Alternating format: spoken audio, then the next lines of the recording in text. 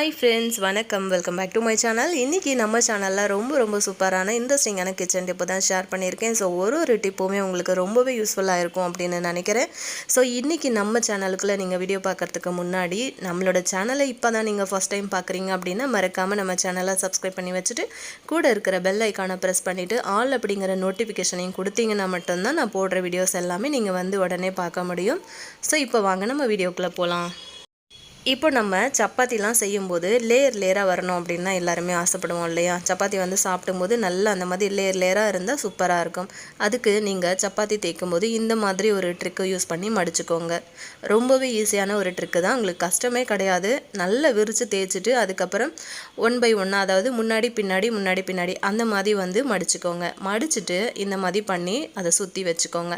இந்த மாதிரி நீங்கள் வந்து பரோட்டாவுக்கு சூப்பராக அந்த மாதிரி பண்ணிங்க அப்படின்னா செம சூப்பராக வரும். அதே நம்ம சப்பாத்திக்கும் இந்த ஐடியா வந்து யூஸ் பண்ணிக்கலாம். ஸோ சப்பாத்திக்கு இந்த மாதிரி நீங்கள் பண்ணிவிட்டு நல்லா கொஞ்சமாக ஆயில் அப்ளை பண்ணிவிட்டு நல்ல பெருசாக வந்து தேய்ச்சி கொடுத்துருங்க. ஸோ உங்களோட சப்பாத்தி வந்து நல்ல லேயராக சூப்பராக வரும். ஸோ மாவை வந்து திருப்பி போடாமல் அப்படியே மேல் பக்கம் மட்டுமாவே வந்து அதை சுற்றி உங்களுக்கு எந்த அளவுக்கு பெருசாக வேணுமோ அந்த அளவுக்கு வந்து தேய்ச்சி எடுத்துக்கோங்க. நல்லா தின்னாவும் தேய்ச்சிக்கோங்க. பாருங்கள், நான் வந்து தேய்ச்சி எடுத்துட்டேன். இப்போ நம்ம தவா வந்து சூடாயிடுச்சு, நான் வந்து போட்டு காட்டுறேன்.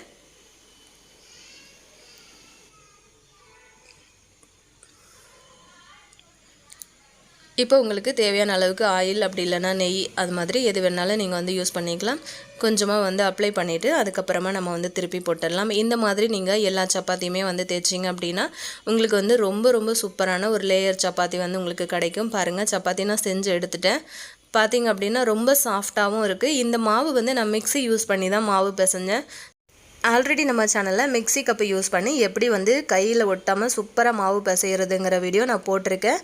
ஸோ அந்த வீடியோ நீங்கள் பார்க்கல அப்படின்னா நம்ம சேனலில் இருக்குது. ஸோ அதுவும் செக் பண்ணி பாருங்கள். இல்லைனா நான் ப்ளேலிஸ்ட்டில் அதாவது கீழே டிஸ்கிரிப்ஷனில் லிங்க் கொடுக்குறேன். நம்ம சேனல் ப்ளேலிஸ்ட்லேயும் அந்த வீடியோ இருக்குது. ஸோ கண்டிப்பாக வந்து செக் பண்ணுங்கள். பாருங்கள், ரொம்ப சூப்பரான லேயர் சப்பாத்தி வந்து நமக்கு கிடச்சிரும். ஸோ ரொம்ப ஈஸியாகவும் நம்ம வந்து மாவு பிசைஞ்சிடலாம். ஸோ அந்த மாதிரி பிசைஞ்ச மாவு தான். ஸோ கண்டிப்பாக நீங்களும் இந்த ட்ரிக் வந்து ஃபாலோ பண்ணிவிட்டு உங்கள் சப்பாத்தி வந்து செஞ்சு பாருங்கள். இப்போ நம்ம அடுத்த டிப் என்னென்னு பார்க்கலாம். இந்த மாதிரி சிக்கன் பிரியாணி எல்லாம் பண்ணும்போது பார்த்திங்கன்னா சிக்கனில் வந்து அதாவது பிரியாணியில் போட்டதுக்கப்புறம் ஒரு மாதிரி ஒயிட்டாக இருக்கும் அந்த சிக்கன் பீஸ் எல்லாமே. அந்த மாதிரி இல்லாமல் நல்ல கலர்ஃபுல்லாக எப்படி மாற்றுறதுன்னு பார்த்திங்கன்னா இந்த மாதிரி சிக்கன் 65 கபாப் மசாலா வந்து கிடைக்கிது பாருங்கள். அது வந்து சேர்த்துக்கோங்க. சேர்த்துட்டு நீங்கள் வந்து என்னென்ன மசாலாலாம் போட்டு அதை வந்து பிசைஞ்சு வைப்பீங்களோ ஸோ அந்த மாதிரி எல்லா மசாலாவும் வந்து சேர்த்துக்கோங்க. இந்த மாதிரி சேர்த்து நீங்கள் வந்து செய்கிறதுனால உங்களோட சிக்கன் பிரியாணியில் வந்து சேர்க்குற சிக்கன் வந்து பார்த்திங்க அப்படின்னா நல்ல உப்பு காரம்லாம் இறங்கி நல்ல ஒரு ரெட் கலராக உங்களுக்கு கிடைக்கும். அந்த சிக்கன் வந்து நீங்கள் பிரியாணியில் சேர்த்ததுக்கு அப்புறம் கூட உங்களுக்கு வந்து கலர் மாறவே மாறாது. இதே மாதிரியே நல்ல கலராக இருக்கும் உங்களுக்கு பார்க்குறதுக்கு. ஸோ கண்டிப்பாக ட்ரை பண்ணி பாருங்கள்.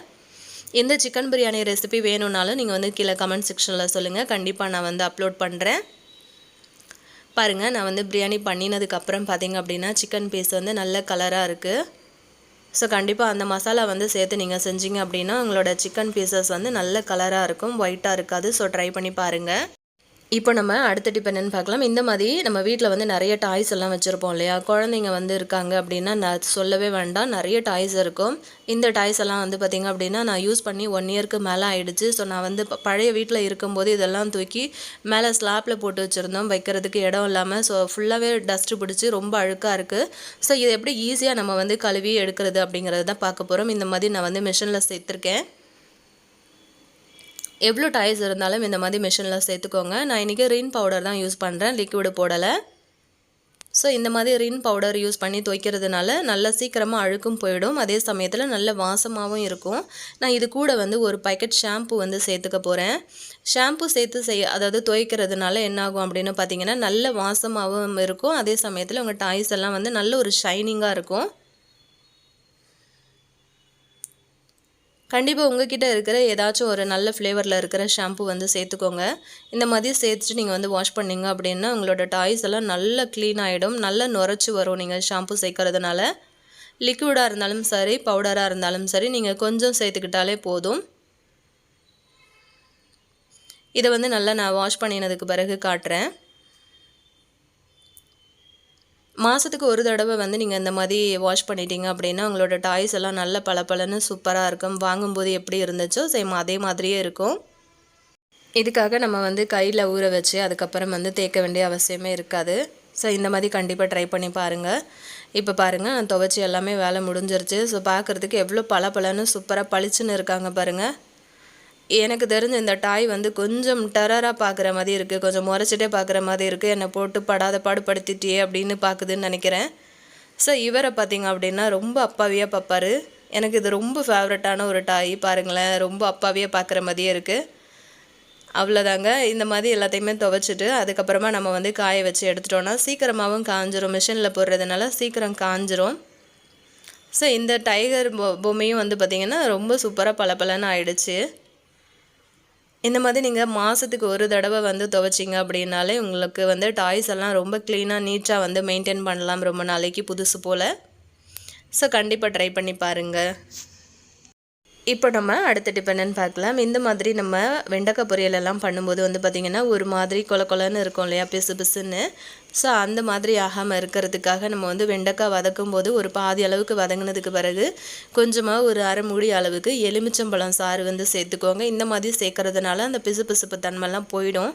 ஸோ உங்ககிட்ட எலுமிச்சம்பழம் இல்லை அப்படின்னா நார்மல் நம்ம சாம்பார் குழம்புக்கு யூஸ் பண்ணுற புளி இருக்கு இல்லையா, அதை வந்து நல்லா கரைச்சிட்டு ஒரு 2-3 ட்ராப் வந்து சும்மா தெளித்து விட்டுருங்க. அந்த மாதிரி செய்கிறதுனால உங்களுக்கு வந்து சுத்தமாக வெண்டைக்காய் பொரியலில் வந்து அந்த பிசுபிசுப்பு தன்மை இருக்காது. ஸோ கண்டிப்பாக இந்த டிப்பும் வந்து உங்களுக்கு டெய்லியுமே வந்து யூஸ்ஃபுல்லாக இருக்கும் அப்படின்னு நினைக்கிறேன். ஸோ கண்டிப்பாக இந்த டிப்பு வந்து நிறைய பேருக்கு தெரிஞ்சிருக்கும். ஸோ தெரியாத யாருக்காச்சும் கண்டிப்பாக இந்த டிப்பு யூஸ்ஃபுல்லாக இருக்கும். ஸோ கண்டிப்பாக இதையும் வந்து ட்ரை பண்ணி பாருங்கள். இப்போ நம்ம அடுத்த டிப் என்னென்னு பார்க்கலாம். இந்த மாதிரி வேர்க்கடலெல்லாம் ரெகுலராகவே நம்ம வந்து சட்னிக்கு வறுத்துட்டு அதுக்கப்புறம் அந்த தோலை எடுத்துட்டு அந்த தோலை வந்து தனியாக எடுக்கிறது கொஞ்சம் கஷ்டமாக இருக்கும். இந்த மாதிரி பிசைஞ்சு விட்டுட்டோம் அப்படின்னா அந்த தோலெல்லாம் சூப்பராக ரிமூவ் ஆகி வந்துடும். அதே சமயத்தில் அந்த தோலையும் அந்த வேர்க்கடலையும் தனியாக எடுக்கிறதுக்கு எங்கேனா புடச்சி விட்டுருவோம். ஈஸியாக தான் இருக்கும் அந்த வேலை. ஆனால் அந்த இடம் எல்லாம் ஃபுல்லாக வந்து பார்த்திங்க அப்படின்னா வேர்க்கடலை தோல் வந்து ஃபுல்லாக பறந்துட்டு பார்க்குறதுக்கு ஒரு மாதிரி அசிங்கமாக இருக்கும். ஸோ அந்த மாதிரி இல்லாமல் ஈஸியாக ஒரு தோல் கூட கீழே கொட்டாமல் எப்படி இதை எடுக்கிறதுன்னு பார்த்திங்க அப்படின்னா இந்த மாதிரி ஒரு வேஸ்ட் கவர் எடுத்துக்கோங்க.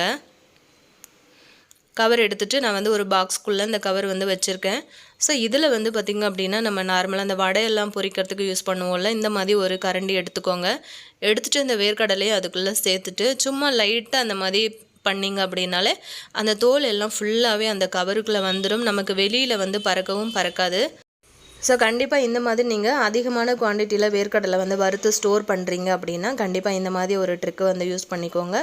ரொம்ப ரொம்ப ஈஸியாக இருக்கும். இந்த மாதிரி கவர் எடுத்து நம்ம டஸ்ட்பினில் போட்டுடலாம். காய்கறி கட் பண்ணுறீங்கனாலும் அதையும் சேர்த்து கூட இந்த கவரில் போட்டுட்டு நீங்கள் தூக்கி போட்டுடலாம். ஸோ ட்ரை பண்ணி பாருங்கள்.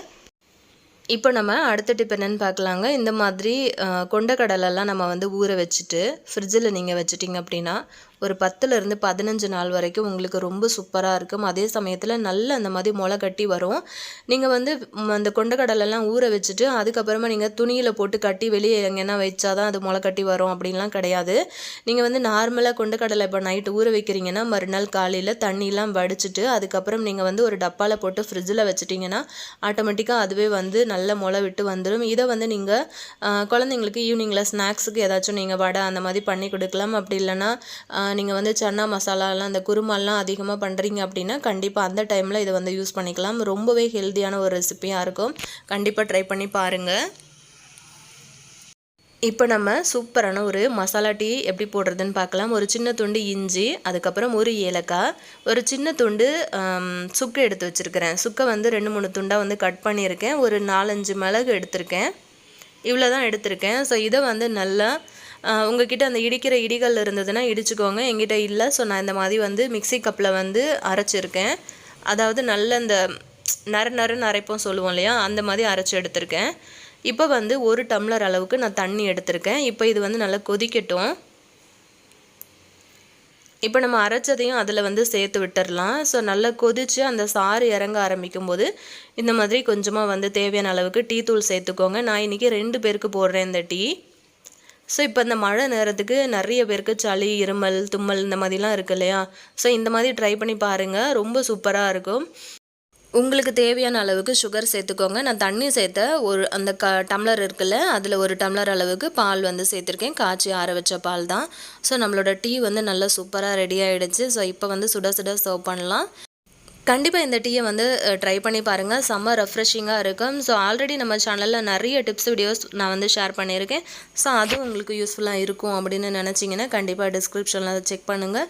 நான் வந்து லிங்க் அதுலேயும் கொடுக்குறேன். ஸோ இன்றைக்கி நான் ஷேர் பண்ண எல்லா டிப்ஸுமே உங்களுக்கு ரொம்ப ரொம்ப யூஸ்ஃபுல்லாக இருக்கும்னு நினைக்கிறேன். உங்கள் ஃப்ரெண்ட்ஸ் அண்ட் ஃபேமிலி மெம்பர்ஸ்க்கும் வந்து யூஸ்ஃபுல்லாக இருக்கும்னு நினச்சிங்கன்னா ஷேர் பண்ணி கொடுங்க. இதே மாதிரி இன்ட்ரெஸ்டிங்கான இன்னொரு வீடியோவோட நான் உங்களை மீட் பண்ணுறேன் ஃப்ரெண்ட்ஸ். தேங்க்யூ.